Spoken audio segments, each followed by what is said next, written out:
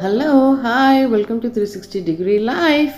మనం ఇవాళ dry fruits masala ఎలా తయారు చేసుకోవాలో చూసేద్దామండి. మనం బయట కొనుక్కునే అవసరం లేదండి. ఇది ఎంతో ఖరీదు పెట్టి మనం ఇంట్లోనే తయారు చేసేసుకోవచ్చు.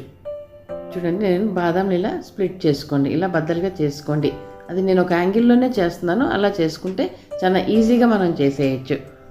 అన్ని బాదాంలు అలానే చేసేసుకోండి. అలానే జీడిపప్పు చేసేసుకోవాలి, అలానే వాల్నట్స్ చేసుకోవాలి. మనం ఇష్టం ఏది వేసుకోవాలనుకున్నా కానీ అవి వేసేసుకోవచ్చు అండి.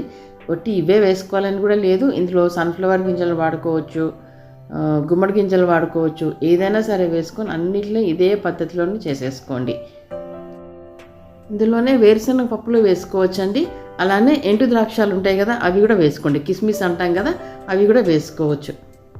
టేస్టీగా ఉంటాయి, పుల్ల పుల్లగా తగులుతూ ఉంటాయి మధ్యలో కూడా, అది కూడా బాగుంటాయి. ఇదిగోండి, ఇప్పుడు ఈ ఫిగ్ ఏదైతే ఉందో ఇది అంజీర్ అంటారు. దీన్ని మనం రోస్ట్ చేసుకోకుండా ఒట్టి తింటేనే బాగుంటుందండి. అందుకనే వీటిని మటుకు నేను చాలా తక్కువ వేస్తున్నాను ఇందులో.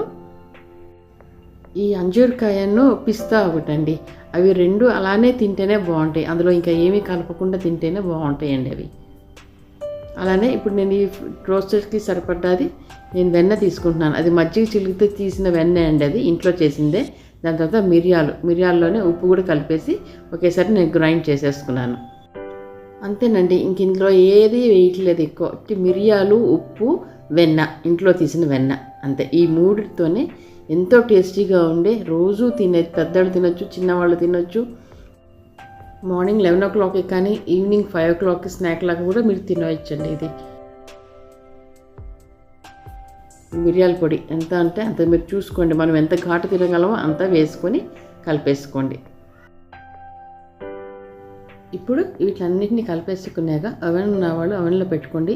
లేదా అని అంటే మిగతా వాళ్ళు స్టవ్ మీద పెట్టుకొని మనం రోస్ట్ చేసేసుకోవచ్చు అండి, ప్లెయిన్గా. ఏం లేదు, ఓవెన్లో అయితేనేమో 1 minute అయిన తర్వాత మళ్ళీ తీసి కలుపుకొని మళ్ళీ ఇంకో 1 minute పెట్టుకొని అలా రిపీట్ చేస్తూ ఉండండి.